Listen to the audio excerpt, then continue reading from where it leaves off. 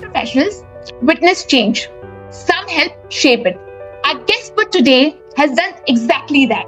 Welcome to OptiSphere, a podcast channel by OptiConsult ME. He is a pioneer in specialty contact lenses, orthokeratology, vision therapy, and myopia management. So I'm deeply and madly in love with optometry and my contact lens practice and my specialty practice. An alumnus of Allied School of Optometry, a fellow of LV Prasad Eye Institute, and recipient of many prestigious awards, including a lifetime fellowship from FIACL and a Living Legend Award. And mind you, I was that student who used to think, how can a person sit in one chair all throughout the day? With allied health coming in, what would be the change in the future and what is currently happening with the new, after the act has become the law? I guess the change in the future would be that aimless. It took me 30 years to reach her. I want others to reach her in 5 years. Who want to start their own practice, what would be your advice to start with minimal, equipments? Optometry is not about institutional learning. How is AI shaping the future of optometry? I was never a businessman. I'm more of a professional and much less of a businessman. And in front of him, I dropped the glass in the dustbin. So no compromising in collection of fees and no compromising in delivering services. But if monotherapy is not working, then is an excellent method for aggressive myopia management. What has vitamin D got to do with myopia? And so many practitioners who want to start their myopia management practice, what would be your advice to them? If we are letting a myopic child walk out of our clinic with regular glasses, it's criminal. I'm not very good at rapid fires. Hello everyone. My name is Dr. Neha Chaurasia. I'm your host for OptiSphere. Welcome to OptiSphere, a podcast channel by OptiConsult ME, where we connect, transform, and discover the future of eye care with inspiring conversations with inspiring leaders in this field. Some professionals witness change. Some help shape it. Our guest for today has done exactly that. With over 36 years of clinical excellence, he has contributed to this field beyond clinics. He is a pioneer in specialty contact lenses, orthokeratology, vision therapy, and myopia management. Beyond clinical practice, he has played a key role in developing optometry education, competencies, and mentoring thousands of professionals over 36 years of his journey. An alumnus of Allied School of Optometry, a fellow of LV Prasad Eye Institute, and recipient of many prestigious awards, including a lifetime fellowship from FIACL and a Living Legend Award. Welcome, Mr. Yeshwant Saoji, for the OptiSphere Podcast. We are happy to host you today. How you have been? Amazing. In fact, I've been waiting for this day. I'm sorry, I kept on postponing for a couple of dates, but then that was because of my travel and some other commitments. So finally, I'm happy to be here. Actually, thank you for accepting our invite and being present today. All those, delays are okay when you are keeping so busy with your schedule and you have took out that time to talk to us. Now, before diving into the conversation, let me ask you, after 36 years of clinical practice, what makes you still get up in the morning and go to the clinic? What is that one thing which excites you to go to the clinic? Well, they say if you love your profession, then you don't have to work any day. So I'm deeply and madly in love with optometry and my contact lens practice and my specialty practice. So I actually look forward to coming to the clinic. And mind you, I was that student who used to think, how can a person sit in one chair all throughout the day in one clinic? So from there, I've come here, wherein on Sundays also, I love to come to the clinic. And you've given me an excuse today. Today being a Sunday, the clinic is closed. And I'm right here in the clinic and I'm so happy and excited about it. So every day I really look forward to going to the clinic. As you love your profession and you've been at the forefront, you've seen through the 3 decades of your journey, you have seen all the changes in optometry which has happened today. So what is the most exciting thing which is working out today, which was not there at, if you look back 2 decades? See, 2 decades back, probably the optometry practice was limited to refraction and artificial eyes, and not many people knew about optometry. Some people thought we are opticians. From there on to public giving recognition to optometry and people coming to an optometrist for all their vision care needs. I think it's been a long journey, but presently I would say we are in the best possible times for optometry. And because we have the Allied Healthcare Act in place, I think this is the best time for optometry, for anybody to be in optometry. Is it changing? It is still in India, or I feel, as per my experience and my professional journey, I still feel the awareness of optometry is not that where we had to where we see optometry today. It's even today. So with allied health coming in, can you just brief us on what would be the change in the future and what is currently happening with the new after the act has come, it has become the law? I guess the change in the future would be that many optometrists would love to start their independent practices. Now they have the act in place. And eventually, when you and I both talk to our patients about optometry, the awareness will grow. When I said awareness is much better, it's as compared to the yesteryears. And I'm pretty sure that it has to be even more than what it is now. But eventually, we will go there. It's a long journey. And it's only because today we pride ourselves in being optometrist and telling patients that we are not ophthalmologists or opticians, but optometrist. And I think the recognition gradually is coming. So if you anytime in future visit my clinic, you will see boards talking about what optometry is, and then I am an optometrist. What is the difference between ophthalmologist, optometrist, and an optician? So I'm trying to educate patients in my own way, and I think if every optician or optometrist or ophthalmologist does it, then eventually all the three professions will get their due respect, will get their due recognition, and people will understand whom to go for what problem. Great. I think, creating and talking about optometry and introducing yourself as an optometrist is important rather than calling yourself by any other name, and educating your patients. What is the best clinical practice you follow for your patients, and what is your one take on, if you would want to share an experience which actually changed your perspective towards clinical practice, which today's optometrists should learn? What would it be?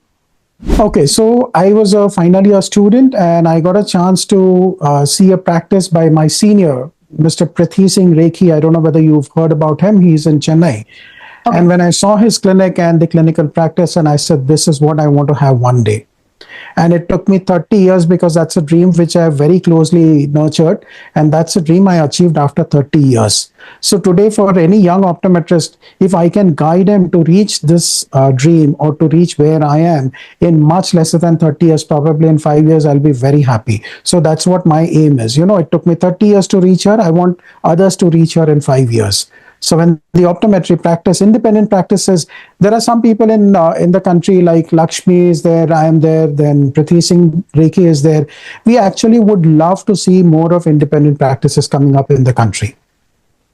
Okay, so when we talk about independent practices, we look at the finances what we have, as a young optometrist myself and other people who want to start their own practice. What would be your advice to start with minimal equipments, or they have to invest a lot?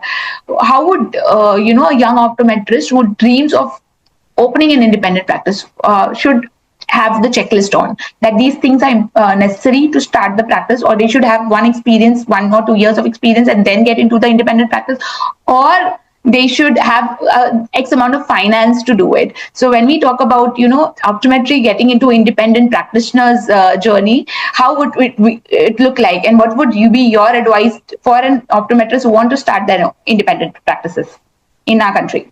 Optometry is not about institutional learning. Institutions are doing wonderful job training optometrists in theory, but optometry is mostly practical. So I would recommend every single person who wants to start an independent practice to be with an independent practitioner at least for 2 years, to understand the systems, to understand how to talk to the patients, because how to talk to the patients in an independent practice is completely different as compared to how you deal with the patients maybe in an eye hospital or an optical shop. Because yes, every three departments are completely different. So once you be with an independent practice, once you understand the dynamics of an independent practice, then it becomes very easy for you to set up one. I agree that finance is one important aspect of starting an independent practice, but it's not the only aspect. And I have got a beautiful presentation for people who feel that they don't have the money to start an independent practice. I can prove it to you in half an hour that you can start an independent practice. So don't dream big. I mean, dream big, but don't straight away dream of reaching there. You start slow, take baby steps, and eventually aim to get there. Start with the bare minimum optometric instrumentation that you require, and it doesn't cost much, and the banks are there to give you loan. Okay. So when you said that you have a beautiful presentation on you starting an independent practice, can you just give us a gist about it? If you So, can just I share make people some raise their tips. hands. I make people raise their hands in a conference amongst the delegates who all wish to start an optometry practice, and many hands go up. And then my second question is, how many feel that you don't have the funds to start an independent practice? And almost every hand stays up. And then I call two or three volunteers to the stage. I have an Excel, dynamic Excel sheet wherein I ask them only what instruments you would like to have. Let's put a price to it. And then I calculate the investment. And then I teach them how to reach those funds, how to acquire those funds. And then after half an hour, the same person who wants to start an independent practice but feels that he does not have the funds, he says, you know what, I can do this. So why don't you do it? So the senior practitioners, we just need to show the way to the youngsters, because I love Gen Zs. They have solution to every problems and they want it really fast. And if we can guide them a little better, I think we can have so many practices in our country, and which is actually the need of the hour. Yeah, agree. I think looking at the current scenario of corporate world, the retailers, when we are working under somebody, I think the best satisfying satisfaction you get is through your independent practice, but you should have a good experience with it. Rightly said that Gen Z is coming in now. Let us go to the another exciting one. So with the Gen Zs, we also have AI coming in optometry. So you have seen all the phases of the optometry journey, where we started, where we used to do manual, we used to use a lot of manual instruments, then coming with the digital instruments, and then now the AI. How is AI shaping the future of optometry? Well, here I would say that I'm not the right person to answer this question. So many times, I have lots of interns with me.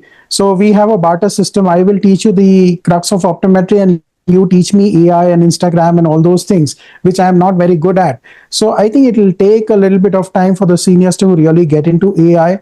Most of us in the sense, my contemporaries, we probably managed to use Chat GPT, nothing beyond that.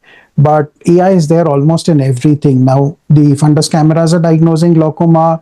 The AI is actually designing orthokeratology lens. The AI is actually telling you what kind of frame is suitable for what a particular patient. So lots of applications are there. And there I would say that people of my age probably are lagging behind and we need to catch up. And here probably we need help from the Gen Zs. Okay. I think all the Gen Zs, listening to this podcast I would want you to comment on what technologies you are using it today, for us to learn more. Now, looking beyond, looking back on your journey today in the current scenario, what is the best investment you have done financially, not about the instruments, but professionally? You're talking about financially or you're talking about professionally? Professional investment. I Professionally. think I think my strength and my best professional investment is keeping the patient interest supreme. So in my clinic, two things I've done right from the start. I charge my consulting fees. I don't give anything free of cost. And because of that, I'm able to give the most honest opinion or most honest treatment or most honest advice to all my patients. Yeah. So in my clinic, patient interest is supreme. There is no compromise on that fact. And that my patients have realized, and that is the secret of building a successful practice over the years. Great. Patients Uh, these days are very smart. They can actually find out who's talking in their benefit and who's commercial. Yeah, agree. So, I have come across a problem out here when in my own practice. I think many of us would also face a similar problem. One is everybody is giving a free eye test. Correct. Yes, just 2 days before, I had a conversation with some of my seniors, and they're like, "You start you like." They asked me to start charging the Mhm. consultation fees. But when I started talking about it to my patients, to people I know, they're like, "ये तो सब जगह पे free होता है. Why are Mhm. you not doing free?" So Correct. what is the difference we can do? Or how to convince these patients to actually, how have you managed to do it? Because in today's scenario, I feel optometrists charging up fees is like Lenskart ho gaya, yeah, other retailers. They are doing, everybody is doing free of cost, and some of the hospitals also. So how can we change this? So, Neha, let me tell you that I'm surrounded by Lenskart, Vision Express, Titan Eye Plus, Gangar Eye Nation, Lawrence and Mayo, and lots of other independent opticians. Okay. And most of them, I would not like to name, but most of them offer free eye examination. Now, let's go back maybe about 30 years back in time, wherein I used to advise the patients regarding what kind of spectacles they should buy. I never had any optical counter. And the patients requested that I should start a small optical setup because they used to be very happy with my consultation and counseling, and they wanted to purchase glasses from me. So my very first order, about 25 to 30 years back, I still remember the name Mr. Khandelwal. Nothing against Khandelwals, but Mr. Khandelwal had come to me and we booked an order that time for 10,000 rupees. And I was so excited because it was a high value order, my first progressive order. And those days, my consultation fees was 100 rupees. Okay. And I was never a businessman. I'm more of a professional and much less of a businessman. So I did not take any advance. And he sees that opportunity and he said, I will not pay you 100 rupees because I'm making glasses worth 10,000 rupees. So I said, no, I want 100 rupees. You can cancel the order for 10,000 rupees. And he thought I will not cancel it because the glasses were already made. And in front of him, I dropped the glass in the dustbin. And I took my 100 rupees and he walked out. I thought he will come back to collect his glasses, but he did not. So he did not relent, I did not relent. And that was the day I decided no compromising on consultation fees. Even today, my fees list, the board clearly says that eye examination fees will be charged even on purchase of glasses. Now, how did I manage when all the others were giving free of cost? Yeah. So initially it used to irritate me. Everybody is giving free of cost. The patients used to inquire, wo to free de raha, ye to free de raha, why you're charging for it, as you very rightly said. And I used to come home dejected, telling my wife, what is all this? And she said, okay, that's okay. Not everybody is going to be your patient. Why do you think that wo patient chala gaya? Why don't you think he was unlucky that he could not get his refraction done from you? And that changed my perspective completely. That was a completely different way of seeing things. And next time anybody asked about free eye examination, I used to actually write down the names of clinics and I would say, yahan aapko free eye test milega, mere yahan nahi milega. So I used to start referring patients that this person needs a free eye examination, kindly help him. So I started referring my patients to my competition. And over a period of time, people realized, no, he is different. His clinic is different. The way he examines is different. And they started paying the consultation fees. And from there onwards, we've reached a stage wherein in a year, not even one query is there about free eye examination when I'm surrounded with free eye examinations. And mind you, my consulting fees are relatively on the higher side. And I in don't today's compromise. time. And another thing I would like to mention today, by chance, if somebody says, I would not pay consulting fees because I'm buying glasses worth 25,000, my staff does not even come inside to ask me what they should do. They cancel the spectacle order, collect the 700 fees, and let go of the customer. So I we're think very no strict about it. compromise on quality practices. You pay for services. Free services are not, And I that's would also like to mention when I'm charging my fees, like for binocular vision examination, we charge 2,500. So I don't compromise in delivering also. So it doesn't matter whether it takes 1 hour or 2 hours or 3 hours. I give my best. So no compromising in collection of fees and no compromising in delivering services. I think, yeah, this is a learning for all of us that quality services shouldn't be compromised. So, coming to the next section that you've truly made an impact on, that is specialty contact lenses. Okay, so over the years, do you, you were one of the few people who had started their own specialty contact lenses as an optometrist. So Correct. did you find during that time when it was just developing, it many people would have told you that why getting into practice like this, right, which is rare. So did you find a niche there? How did you find? Actually, by accident, I became an educator. And I remember taking classes on keratoconus and telling my students that keratoconus lenses, rose K, are very good, but they are expensive. So every lecture used to end with, these are good lenses, but they are expensive. And one day I was sitting and thinking, how expensive are they? So I wrote to David Thomas in the UK and I said, let me know your prices. And when he sent me a list of his trial set and the lens prices, I said, hold on, I'm teaching all incorrect information. This is not very expensive. Indian population can very easily afford these lenses. And then I requested them to send their trial set. And it was a barter system. They sent me their trial set and I created awareness about Rose K. So I would like to place it on record that my trial set of Rose K was the first one in the country. This was like really long back when David Thomas himself was alive. And then we started fitting these lenses. And I said, why restrict to keratoconus? Then I started with so many other lenses. Some of the earliest lenses that we fitted were truncated design bifocal contact lenses, which I got from Gelflex Lab in Australia. I'm sure all of us learn about truncated contact lenses, but I'm pretty sure that 90% of us would not even have seen the lens, and I have dispensed those lenses. I started fitting toric contact lenses long back when they were not being manufactured in the country. There was a beautiful lab in the country, and one technician actually knew how to manufacture toric contact lenses by crimping method. So what we used to do, I used to be in touch with the technician, and we used to half finish the RGP lens and crimp the button and cut a spherical surface and then release the pressure. It used to become toric. So we used to experiment with such lenses during those days.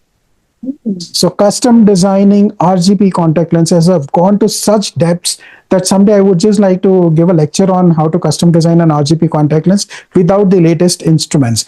I did not have a topographer. So can you do you know you can actually map the surface of the cornea using a keratometer? Not many people know about it.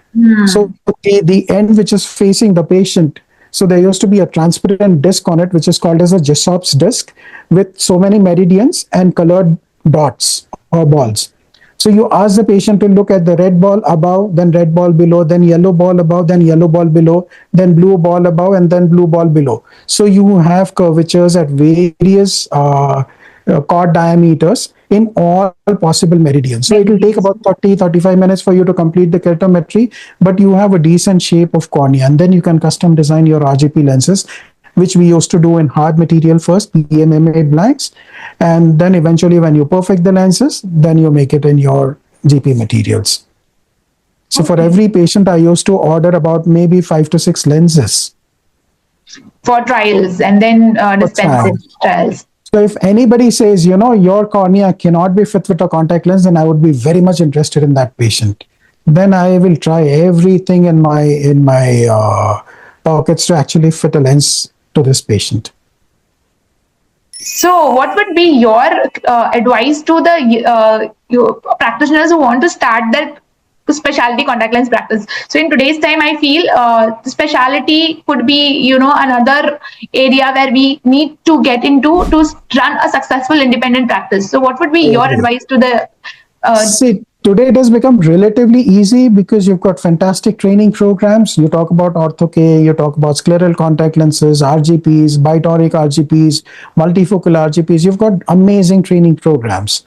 So it's relatively easy for today's optometrists to start a specialty contact lens clinic. practice? And I think they should, one, learn about it professionally, and two, they should be with a person who's doing these contact lens fittings. So once you see patients firsthand, then it becomes very easy for you to practice. Agree. So, I wanted to ask you whether you provide the fellowships in contact lenses at your place. Oh, I'm a trainer inside out. So in my clinic, like we are a recognized internship center for Bharati Vidyapeeth for last 25 years or 26 years now. and recognized internship center for DY Patil University, Pune, and a recognized observership center for PG ophthalmology students of Lata Mangeshkar Hospital in Nagpur. Great. So all these people, they come to my clinic from Bharti Vidyapeeth every year. Two students, they come with me, come and be with me for about a year or so, 9 months to 1 year. And all the others, they are most welcome. As an observer, they are welcome anytime.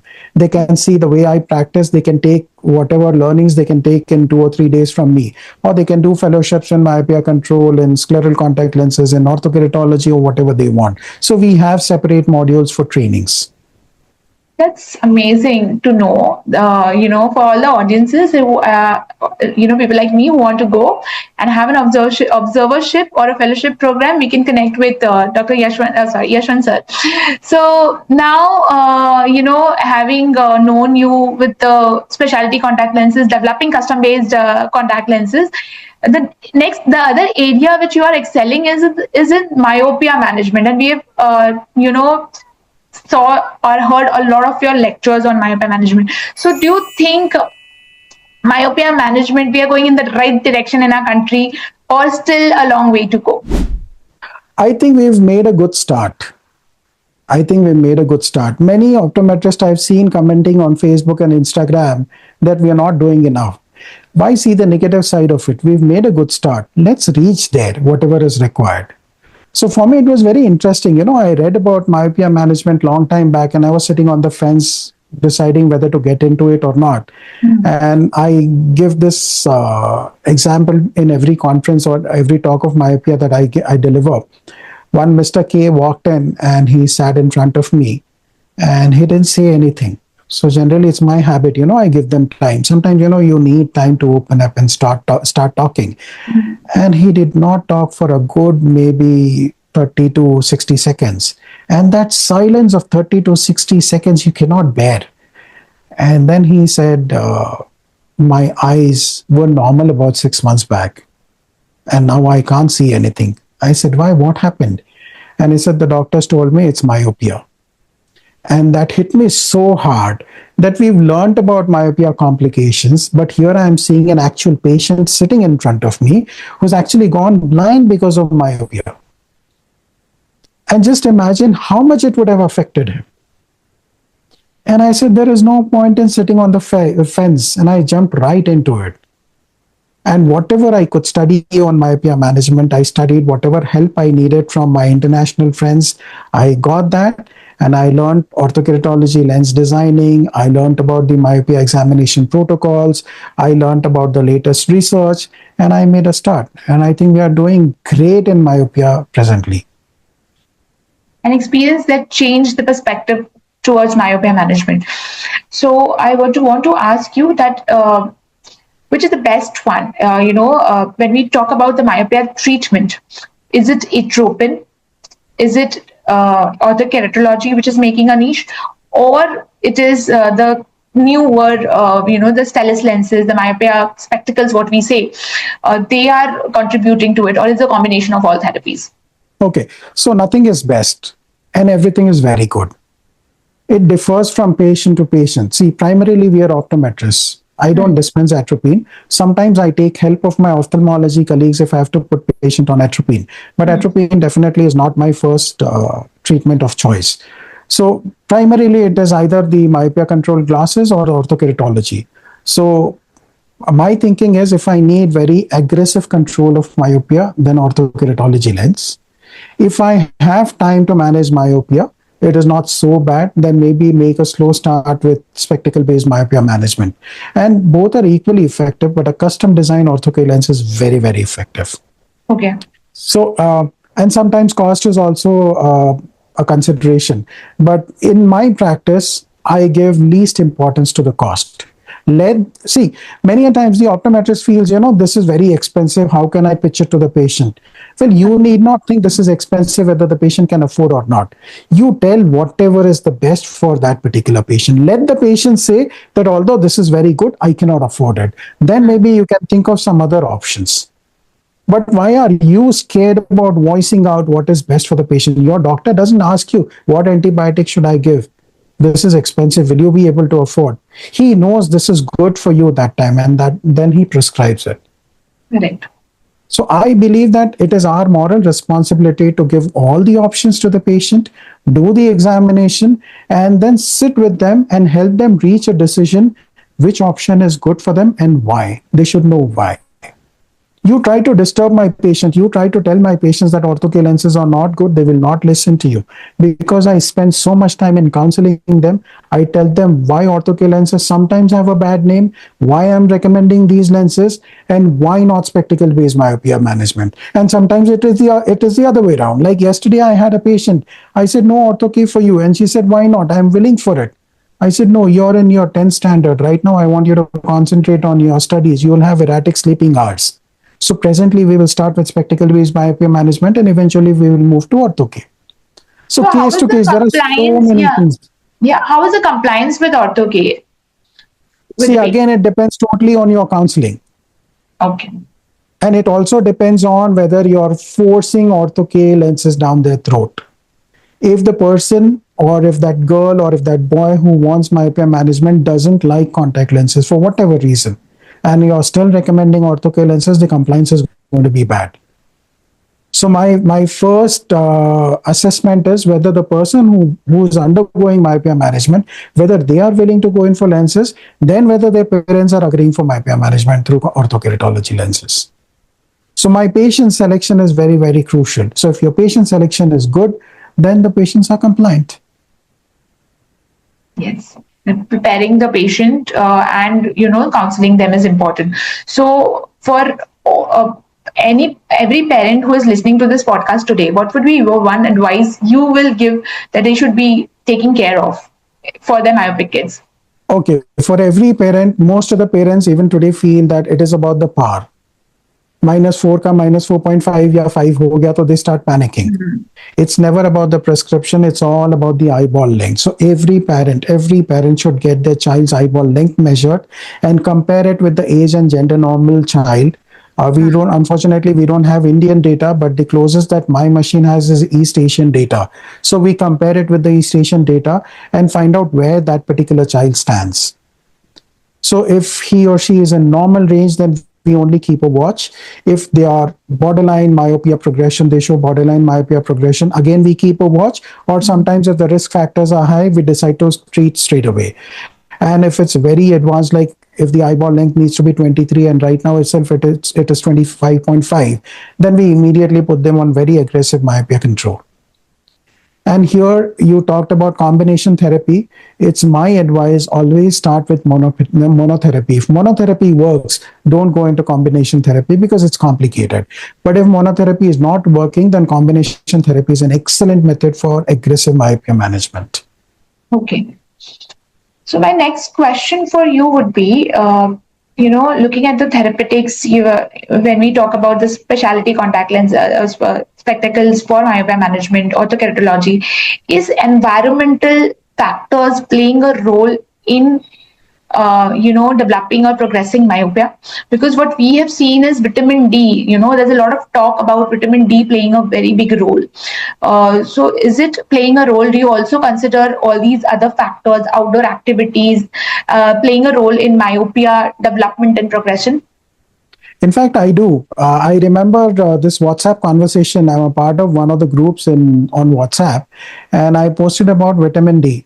Check if the vitamin D levels are normal. And I distinctly remember many people made fun of me. This was about, I think, 8 or 10 years back.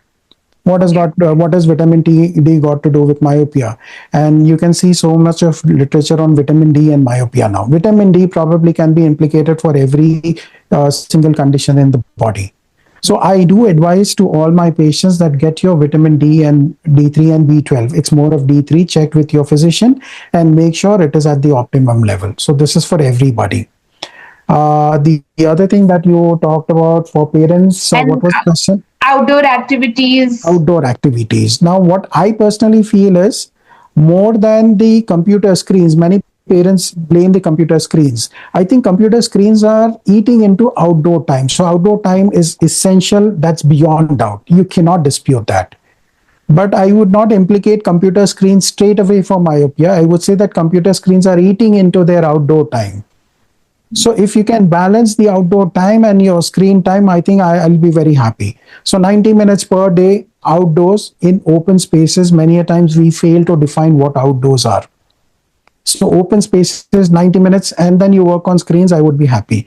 The other request from parents in my practice is, please tell my child he watches too much of cell phone, too much of laptop, too much of tabs. Yeah. So my immediate question to the parents is, what are you doing about it other than telling your child not to use screens? You give them an alternative. You ask them to join a drawing class. You put them on maybe a basketball or a volleyball class. So if you put them in a volleyball class, they're spending 1 hour extra outdoors and automatically cutting 1 hour of screen time. So without giving them alternatives, we expect children to stop using screens. So many a times, I have phone in my hand and I tell my daughter, no phone, it's very bad. Do you think she will listen? So this is what we are doing. This is what even I do many a times, because I've got some important work. So I'm busy on the phone. And then when she asks for a phone, I say phones are bad. Don't use them. I'm setting a very bad example. So we need to practice what we are actually telling to our, Correct. children. So here, when we talk about outdoor time, I'm just very much interested to know that outdoor activity, when we talk about it, is physical activities in the open spaces. When you said, what would be the timings? Is it has to be in the morning in the sunlight or afternoon? What it is? Because many of the parent ask me, शाम को खेलता है बच्चा, बाहर जाता है, शाम को स्कूल में तो रहता है फुल डे एंड उसके बाद वो शाम को खेलता है. तो is it right to do that और you have to have this sunlight exposure 90 minutes out? Correct. So here, no, Neha, I'm a clinician and I depend totally on the researchers. So if I have a doubt, I contact Pavan Varkicharla, Dr. Pavan Varkicharla from LV Prasad Eye Institute, and whatever he says, I recommend to my patients. So at the moment, I insist on daylight, not necessarily sunlight. I don't want the child to be standing under the sunlight for maybe 90 minutes per day. Because sometimes in some areas, like if you come to Nagpur, the sun is so harsh that 10 minutes you cannot stand under the sunlight. Yeah. So it's exposure to daylight and exposure to wide open spaces wherein your eyes can relax, wherein the accommodation can relax, and there is no peripheral focusing. So this is what I aim to advise. So it's definitely not nighttime. Let's agree on that. Yeah. So it has to be daytime. I think this has to be worked with the educational institutions as well. Yes. Then only it will have an impact. So coming to the next question, now we've spoken so much about myopia management. So many practitioners who want to start their myopia management practice, what would be your advice to them? How would they should start with? Yeah. Start. They should immediately start. They should not wait for any fancy instrument. They should not wait for knowledge, because one thing is very sure. We can at least start counseling our patients. Every single optometrist, irrespective of what instrument he or she has, they can start creating awareness about myopia management. And then be with the clinic who's actively doing myopia management, understand to what level you would like to make a start with, and then eventually aim to become best. So right on day one, you may not have corneal topographer. Right on day one, you may not have optical biometer. But eventually that should be on your list that I need to buy this after 2 years. Unfortunately, today optical biometers, which I personally feel are one of the most important instruments in myopia clinic, have become very economical. I believe they're costing as less as 7 lakh rupees now. Okay. So the one that I have is costing 25 lakh rupees. But now it's become 7 lakhs. So it's like very affordable now. So every optometrist, every ophthalmologist should definitely get into myopia management. Sometimes, we have this sentence, if we don't talk to kids about myopia, if we don't talk to kids about specialty spectacle lenses, it's criminal. If we are letting a myopic child walk out of our clinic with regular glasses, it's criminal.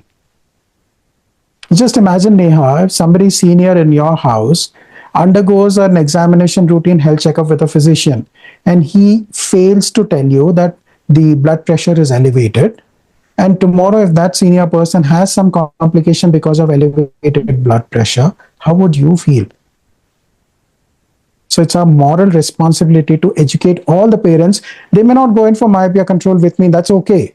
But you tell 10 people, I will tell 10 people. They might go somewhere else, but that's okay. At least they're getting the right treatment. Very, very important. So, only pausing a bit, again on this particular topic because we've been doing it. Now, when we talk about, giving them myopia management treatment options. So these kids, is it for all the myopic kids coming in?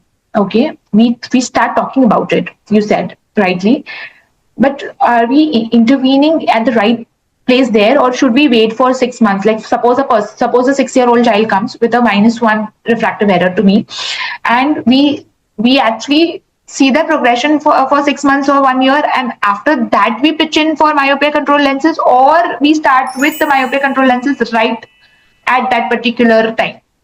This Oh, is you've asked a beautiful question, and we've had endless debates on this. So me, Pawan, Lakshmi, we all had lots of debates on this, and Pawan definitely is of the strong opinion that all the myopias need not be treated, only progressive myopias require treatment, which I agree with 100%. yeah. But what would you do if the eyeball length is very close to 26 millimeters, which is like the what do you say? It rings a bell basically. Yeah. 26 millimeters you should not cross. Mhm. What if it is nearing 26 millimeters? What if both the parents are myopes? So the inheritance is there. The child is studying a lot, that too indoors, there's no outdoor exposure, and the eyeball length is already elongated. In such cases, I would not like to wait. I would like to straight away start.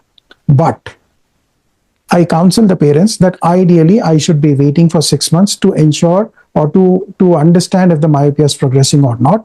Only if it is progressing, you require treatment. But because of these reasons, I do not wish to wait. I would like to start right away. So there are certain patients wherein I would like to start right away. There are certain patients wherein I can afford to wait for 6 months, follow the patient up, and then decide when to intervene. Sometimes I tell them intervention will definitely be required, but right now we will do follow-ups and decide when to intervene. And sometimes I decide, okay, this is the right time to intervene. I would like to start right now. Yeah, I think axial length should be part of a routine examination practice for Yes. every optometrist. So yeah, measuring axial length is a no debate. Okay. So I would like to tell you something about this. Initially, I started counseling patients when I did not have this fancy instrument. Yeah. And guess how many people believed me? None. None of the parents believed in me. So then I realized I was looking at the A scan, which is kept on my shelf. And I said, this A scan is there. Why don't I do A scan for all the kids? I did not have an optical biometer that time. So I started doing A scan for every kid. And when I saw the axial length quite high, I referred this child for optical biometry outside. Now, when the parents saw the reading, when I was doing A scan, the parents saw the reading on the screen, then it actually hit them hard. Because now you're seeing the proof, you're seeing that the eyeball length is longer. Then they started believing in me. So when you show them in the instrument, when you give them printed report, when you write and sign underneath that you require myopia control, then it actually carries much more weightage. So if you have an A scan, don't wait till you acquire an optical biometer. Make a start there. It's a very good instrument for at least segregating patients who needs to be kept on a watch, who needs aggressive myopia management. You can refer them outside, get your A scan biometry, not A scan, optical biometry done. I think rightly said. I think we need to incorporate these small, Correct. measurement to start our myopia practice. So thank And you a for. short binocular vision assessment. This is very, very So important. what is binocular vision? Is binocular vision also playing a role in myopia progression? Like we've known about accommodation and conversions and other factors. So is it playing a role as well? I strongly believe that any myopia clinic should have binocular vision clinic to assist with the examination. So a short binocular vision assessment is required for every myo. So you do your cover test, you do your MEMs, you do your NPCs, dissociated conversions. All this forms, all these tests come in my basic evaluation. And only if we required, then we upgrade them to a complete binocular vision assessment. So we have a yearly fee for myopia management. We don't charge them per visit. So people who register in our package, then they undergo complete binocular vision assessment, we set right every parameter irrespective of whether it plays a role in myopia progression or not. So we set right the binocular vision parameters, and then we totally depend on the optical biometry. This is how we practice myopia. Think it's a complete holistic approach what we are giving, with treatment plus binocularity plus the lifestyle changes. So, Correct. and is diet playing a role as well? Are you putting a diet in the chart? I don't generally stress too much on diet, but I generally say a good, healthy diet because I firmly believe that a healthy body is capable of fighting all the diseases. So, a decent, healthy, good diet, but I don't have any specifics to advise to the patients. Maybe I need to improve in that department. So I've seen, some of the practitioners also putting diet, in that particular myopia management practice. So now coming to the next section where you've spent a lot of time as an educator, mentoring thousands of professionals in this thousands of optometrists. So now we would like to understand your perspective as an educator. In your opinion, what separates an average optometrist from an exceptional one? A good mentor. See, only when you see somebody practicing the way they are practicing, then only you dream of reaching there, and then only you dream of practicing the way they are practicing. So I personally feel that every person should have a good mentor, somebody should to look up to, and then aim to reach there. And you said trained optometrists. Let me tell you that even ophthalmologists come to us for training. So we've trained many ophthalmologists in contact lens fitting. Oh, Very nice. recently, we had one. So So, a good mentor who would actually guide their students in doing specialty practice and doing contact lens the way ideally it should be practiced, or optometry practice the way it should be practiced. It makes all the difference. And the mentor should be good. I mean, he should be willing to teach. There are some people I've seen, I've referred them because I may not be good in one particular area. So I refer my students that, this particular aspect of optometry, you learn from this mentor. yeah. And when they go there, they call up saying that, he is not like you. He's not teaching, he or she is not teaching us everything in detail. So there are some people, who don't want to reveal all their cards. So go to a person who is willing to teach you everything, because the aim is not to keep them below me, but the aim is to train them enough so that they can sit besides me and move ahead of me. I would be very happy. In fact, many of my students, they progress so much that sometimes I have to call them, please tell me, please share your secrets, how I can reach there, because you've gone so ahead of me. So it's such a happy moment to see them progressing much beyond what you were expecting. So when we talk about mentorship, who is the right mentor? How do we know that? Well, you talk to your peers, get experience from them. Some people would have been with me, some people would have been with X person, some people would have been with Y people. Ask them how it was, whether you would recommend their name. And if they give good marks or good star ratings, you can go to them. Great.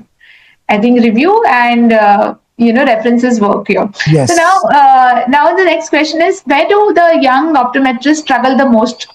To start with in today's time. I think everybody wants to earn money, but they don't know how to do it. And they don't have any sense of direction. They don't know whether they want to start an optical shop or a clinic or work with an ophthalmologist.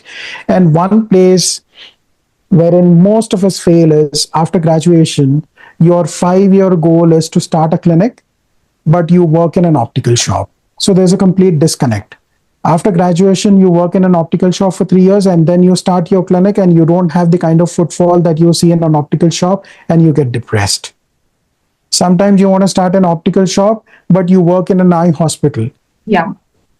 So I think every graduate or every student, not even graduate, every student, they should think where they want to see themselves 5 years down the road. And they should start walking on that particular road rather than taking some other road. So this is very, very important. So as an educator, do you think our curriculum is well defined for them to be trained appropriately to start either their clinical practice or a optical retail chain? Or what changes you would recommend in our curriculum if you have to redesign them? Okay, the curriculum, good news is, has already been redesigned, and it's a fantastic curriculum. So we've incorporated everything that was missing in the curriculum, and I think this is like a near perfect curriculum. But what probably is missing is the clinical exposure. So some of the optometry schools, they don't have an attached eye hospital or an optometry department where the students can get hands-on experience in fitting contact lenses, doing binocular vision assessment, or delivering vision therapy. So I think there we are missing a bit. And that is why, I always tell all the educational institutions, you people are doing wonderful job in training optometry students, but you should invite practitioners every once in a while to interact with the students, because they need to see the practical aspects of optometry also. And eventually all the optometry students should work in an optical shop or an optometry clinic or with an ophthalmologist to learn the art of talking to patients, customers, seeing patients, doing examinations, and maybe fitting contact lenses depending on their area of interest. Some people want to become an optician, some people want to be an optometrist, start a private practice, or some people just want to work in an eye hospital. So, depending on what you like, you gain that particular experience. Many of us do not have an idea when we are starting, when during our internship. We are more of clinically oriented most of the times, but in the market we see a lot of retail, jobs availability. So there is a disconnect out here right now. So eventually, retail is equally important, and also the clinical exposure. So I think it should be an amalgamation of both of them together. Correct. And here I would actually seize this opportunity to say that Masterclass Optometry, they've developed a beautiful program for this. So initially, when we started, it was like shaping millennials, and now we have shaping Gen Zs. And if you're confused, if the Gen Zs are confused about which road to travel further, then this is a program for them. So I remember the first program that we conducted, it was overbooked. And the second program also was booked to a decent extent, but I was expecting much more crowd, because I want every student to attend this program and understand what is the path that they would like to tread forward. And when is the next masterclass happening, sir? Well, this We're program eagerly is waiting. different. This program is different from the Knowledge Fest. So Knowledge Fests are conferences for clinicians, and this program is for students. So Shaping Gen Z is a different program, Okay. but maybe next year we'll have some program. Okay. And So this year we are planning to have an online program. So virtual. let's. So right now we are shaping it up. We are awaiting this eagerly. So now, coming towards the end of our podcast, and I would want to ask you that what would be your one piece of, if an optometrist is hearing you today, the next generation. So 10 years down the line, if they have built a successful clinical practice and they've built a successful practice. So from everything what we've discussed today, what would you want that, what lesson they should learn, and what would you want to share it with them, as a mentor? Okay. In starting days of your practice, don't run after money. Money will eventually come. Trust me. But right now is the time for you to interact with your seniors, with your role models, find out about their journey in optometry and try to follow that journey. Be honest with your patients. It's a beautiful profession. It's a very noble profession. We get to help patients with their vision, and they would thank you for all their life. So be truthful towards your patients, and don't aim to have the state of the art practice right on day one. Start small and eventually reach up to there. Private practice is possible. If you think it is not possible, please connect with me. I will help you till the end. But start a practice, help many patients, and have role models in your life. Thank you for being, so inclusive to all of us, audience who are listening to you, and thank you for sharing your journey so honestly. And we love to hear you again and again and again, because there's so much more to actually learn from you. Because when I started talking to you, I realized that there's so much depth in optometry. There's so much of science, and what we are doing is very superficial. So Yes. yes, so we would want to know from leaders and from people who have so many years of experience, who are shaping the current generation as well. From their experience, we want to learn from you and more. So thank you for being here, sir. But I'm going to the next question, next section, which is my favorite section, which is the rapid fire. So I'm going Oh, to throw wow. some yeah, and you're going to get a exciting hamper from our side. So from OptiConsult ME. I'm not very good at rapid fires. Uh, let's try. Okay. So one word that defines optometry today. Noble profession. One quality every great optometrist must have. Communication. Good communication skills. What we don't know about Yeshwant Saoji? Oh, that you have to come here to Nagpur. Then I'll tell you. Okay. Tea or coffee? Coffee any day. Morning person or a night owl? Night person. Who will get up in the morning? No, So I one do, but I love nights. nights. Okay. Yeah. One clinical instrument you can't live without. Retinoscope. Retinoscopy. Soft contact lenses or RGPs? I would say contact lenses. Contact lenses. Oh, yeah, overall. Orthokeratology or scleral lenses? For me, orthokeratology. Orthokeratology. One book or every optometrist should read. Primary care optometry. Primary care optometry. One place you'd love to travel. One. One place Yes. you'd love to travel. US. Jungles. Jungles. You've been to jungles?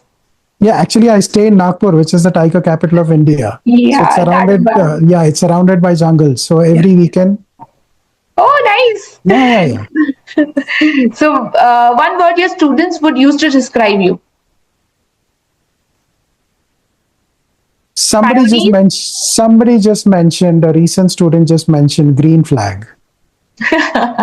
Oh, green. Okay, that's wonderful. I believe that's to do with optometry, not the usual green flag. I was about to say the same thing. So, if you weren't an optometrist, what would you be? If I come If again, you weren't an optometrist, Mhm. if not optometry, then what? You would be Interior designer. interior designer. Okay. Yep. So, if you would want to have a look of your clinic to see how great interiors they are. Oh, you should come to see the clinic. I think we will shoot one day. Without any false modesty, I would say it's beautiful. We would want to love to see it. One message for every young optometrist in one sentence. It's a great profession. Stick with it, and eventually you'll get there. Great one. So, one mistake young optometrists often make. Try to look for building the most ideal optometry clinic. One dream you still want to achieve. To see multiple independent optometry practices mushrooming all across India. I would love to see that day wherein people say too much of competition, so many clinics are there in the country. Yeah, the way we have retail chains. That's how we should have our specialty Yes. clinical practice. That's great. So, but specialty practices with retail outlet. I mean, that's a combination we need to have. Or can we only have a specialty clinic? Okay, Go on. so again, my favorite sentence, don't have a clinic in your optical shop, have an optical shop in your clinic. If you know what I mean. That's depth. Yeah, so that is actually tingling my mind right now. So I think many minds open, many myths burst today on myopia management, on specialty contact lenses or orthokeratology. So there's so many things to learn and explore in the field of optometry and through leaders like Yeshwant Saoji. Thank you, sir, for being here, and thank you for sharing your knowledge, your expertise with us. We are looking forward to have more such conversations. Any final words for our audience who are listening out to you today? So instead of me saying any words, I will send you a quote that proudly hangs on my wall.